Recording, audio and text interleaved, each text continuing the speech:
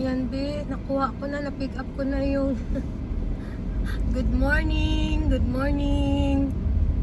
Nandito ako sa kapitbahay, guys.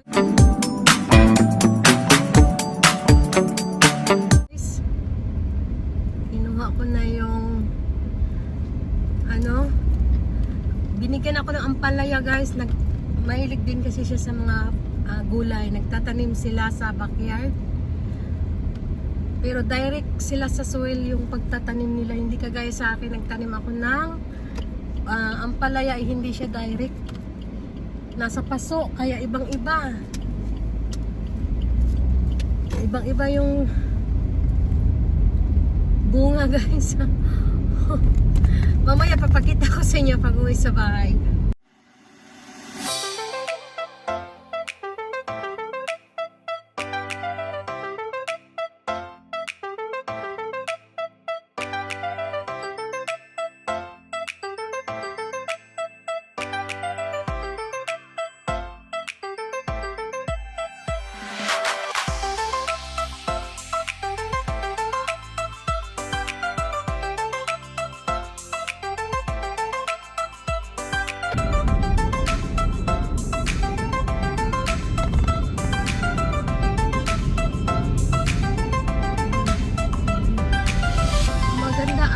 Ngayon masyadong mainit, kaya yung naglinis tayo kahapon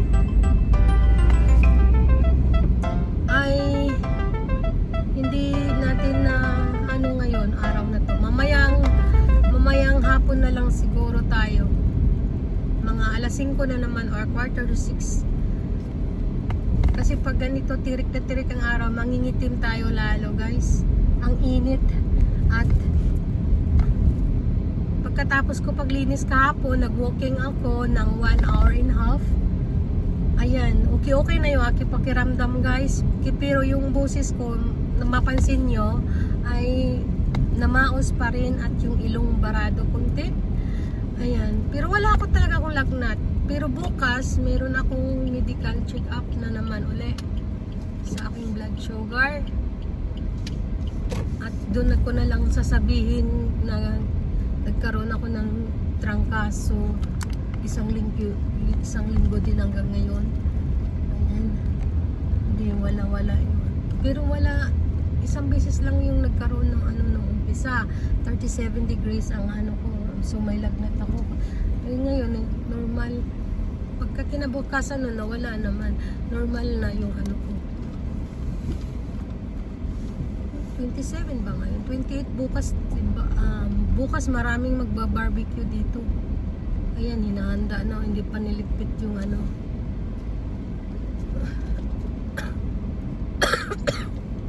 Diyan tayo naglinis kahapon, diba? Hindi pa siya tapos. Mainit kasi dito banda, kaya hindi ko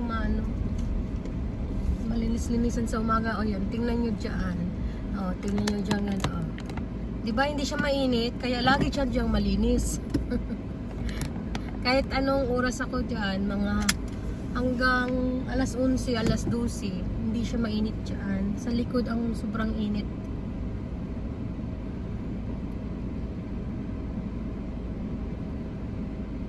Okay, guys, papakita ko sa inyo.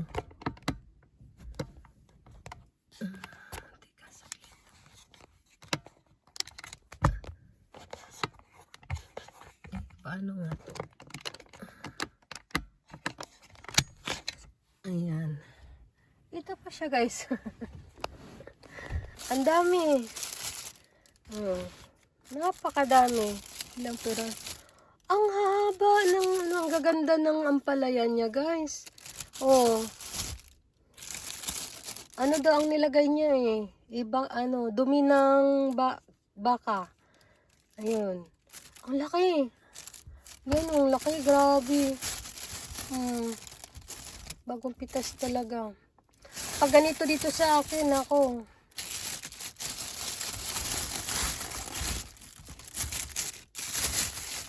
Diba?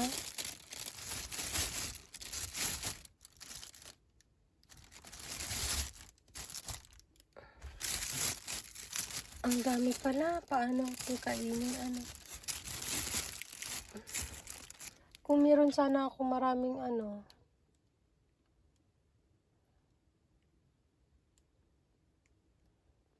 Isisit ko sana to. Diba? Magluluto tayo ng ano. Ampalaya guys. Grabe namin. Bagong pitas. Diba? Bagong pitas talaga to guys. Naku, sarap to sa Pinas. Ano? Lagyan ng corned beef. Okay, pasok na tayo. Wala, nahirapan ako. Silipin natin yung diba? Tirik na tirik dito kasi kaya hindi ko malinis-linisan dito at doon sobrang ano, ayan. Dito tayo naglinis kahapon. Ayan, mamaya matapos na to. At ito, ititrim na naman natin.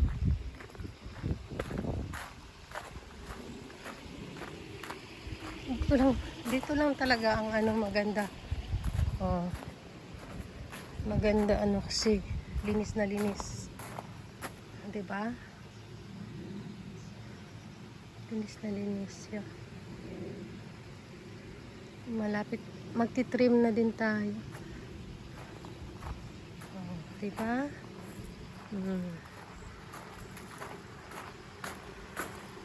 Sa daming mga halaman.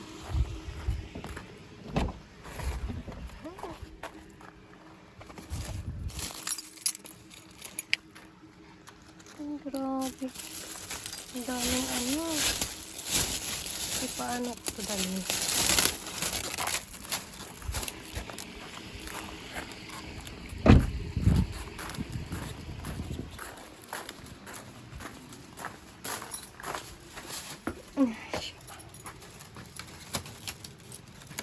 Nako.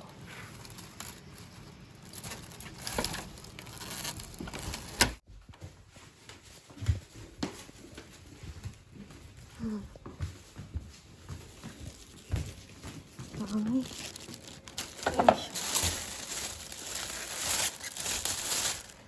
Tulog pa yung isa.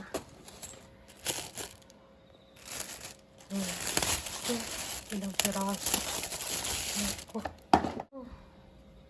Uy. Ang dami. Paano to?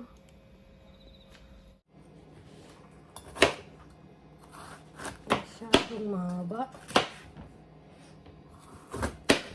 Kaya ano natin guys. Hindi kasya sa ano. Ay naku. Wala siyang buto masyado. Wow.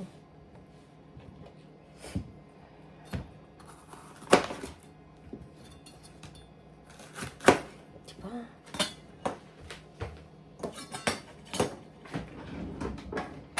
Kuha tayo ng ano.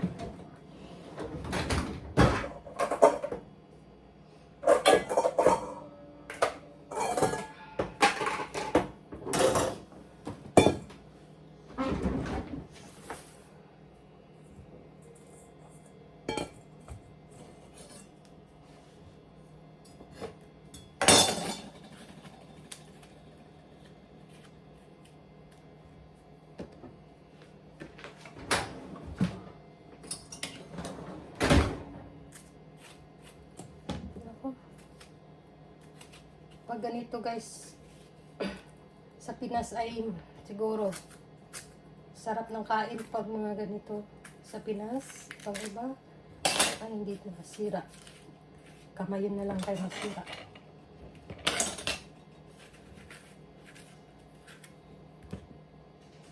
Diba?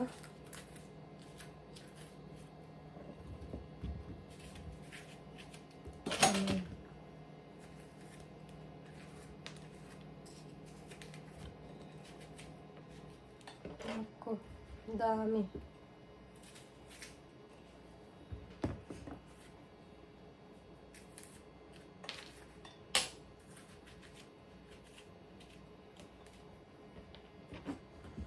Ang dami.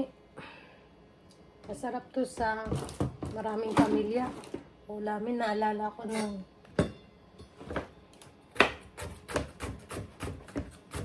masarap nung kabataan ko ay napakasarap na to na ulamin noong panahon na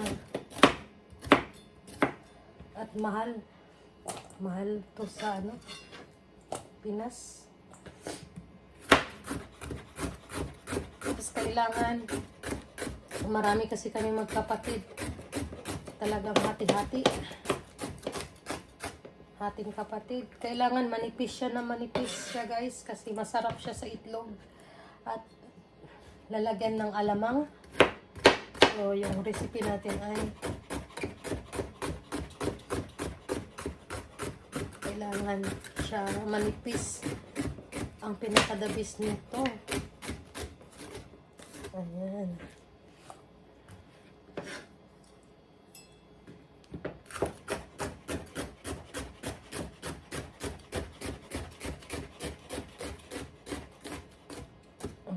Diba? Ganyan.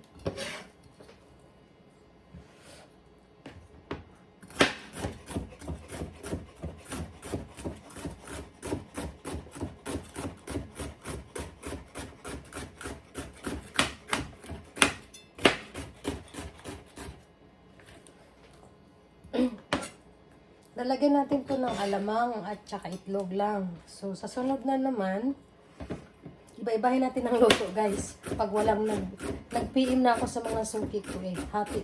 Hating kapatid ba? Kasi ang dami. Malapit na ding patapos tong ampalaya season. So, bihira na naman tayo kakain. Kalahating taon na naman tayo hindi makakain ito. O, diba? Mabilis po ako, guys. Mabilis ang aking kilos.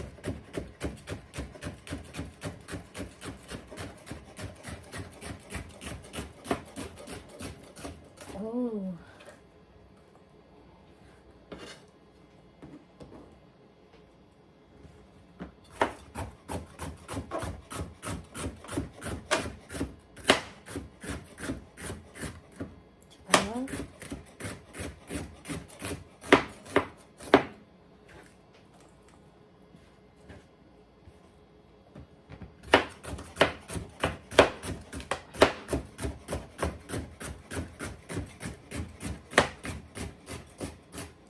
Kuha na lang tayo ng kamatis doon sa garden.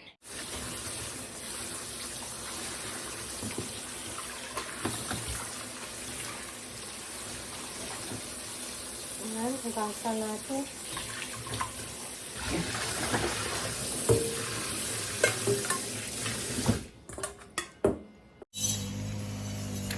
Kukuha tayo ng guys, pang sahog. Maliliit na yung ating kamatis, pero okay na to. Okay na to, guys. Ay, parang okay na yung kamatis.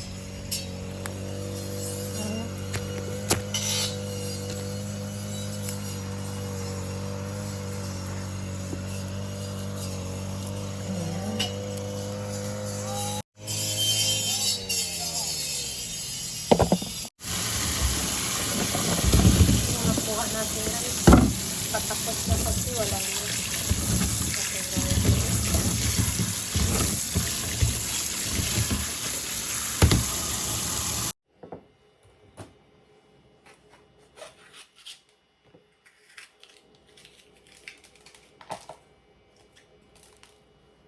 Yung pang-compose natin, guys, eh.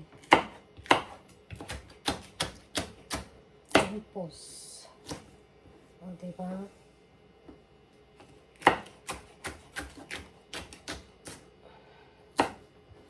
Meron tayong Ricardo.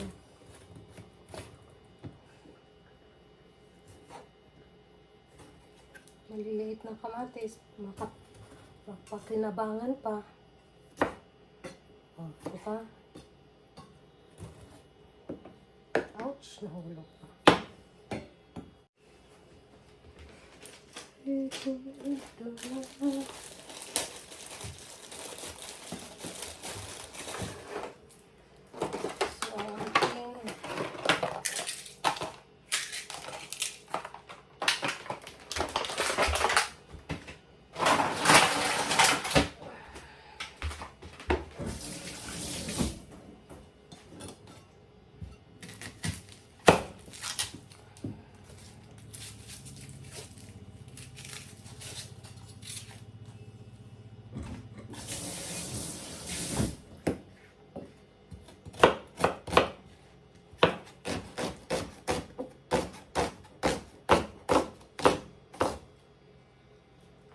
Takpan lang natin para mabilis siya mag-ano yan.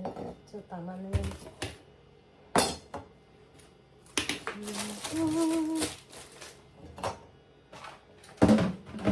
Ito na magumi.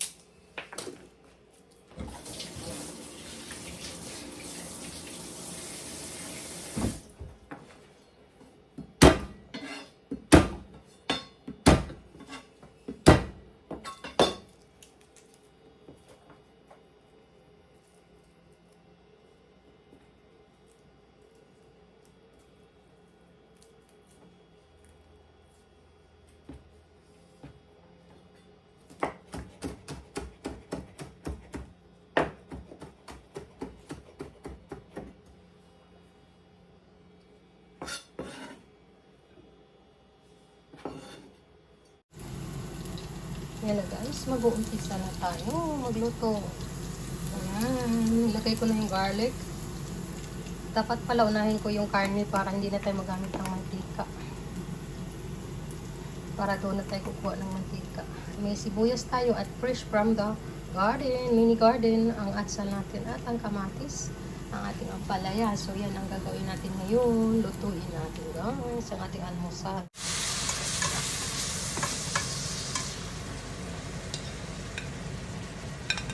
Lalagay natin yung isabay ng kamatis guys, kasi mabilis, para mabilis.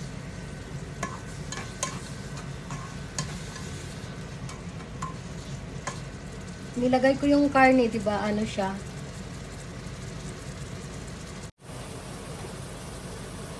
nilalagay ko yung karne, ayan na, nagkaroon na siya ng mantika. Dapat pala hindi na tayo naglagay ng mantika. Ganyan ako magluluto eh. Pag karne, hindi ako naglalagay mantika. Doon na ako kumukuha ng mantika sa karne guys. So, ilalagay na natin yung itimplahan muna natin. Ilagay natin paminta.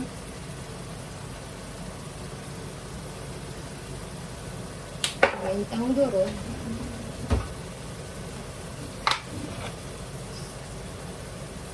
Soy sauce, tuyo. At oyster sauce.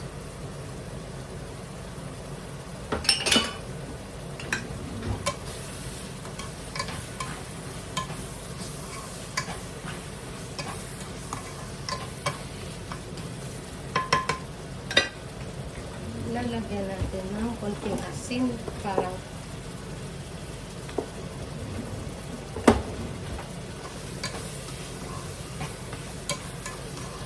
first time kong niluto to, so sariling version lang. Sarap ng timpla, isakat na. Lalagay natin, maramihan po to, dalawang ampalayang malalaki, kaya isang pack na ampalaya. Ay, isang pack na karne guys. Ampalaya. Isang pack ng giniling na beef. Kaya mantikain siya kasi beef. Diba?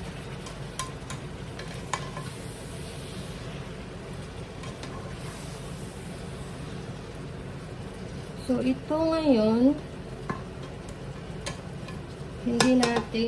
hindi natin siya patagalan kasi ayaw ko na luto na masyadong luto. Yung ano, gusto ko yung hindi masyado half cook. Ayun, sa madaling salita. So, yan, takpan natin.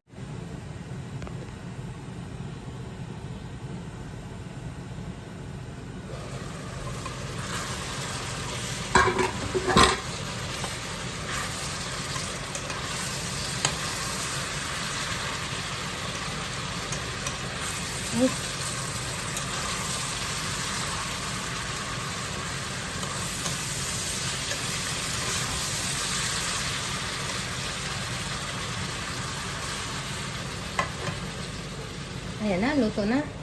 So, kainin na natin guys. Ayan na po ang ating niluto. Kain na po tayo guys. Itadakimasu. My own version. O diba? Sarap. Maapoy-apoy pa. Maapoy. Ayan, umuusok-usok pa ang ating ampalaya. Dali, kain tayo guys. Ito yung aking breakfast.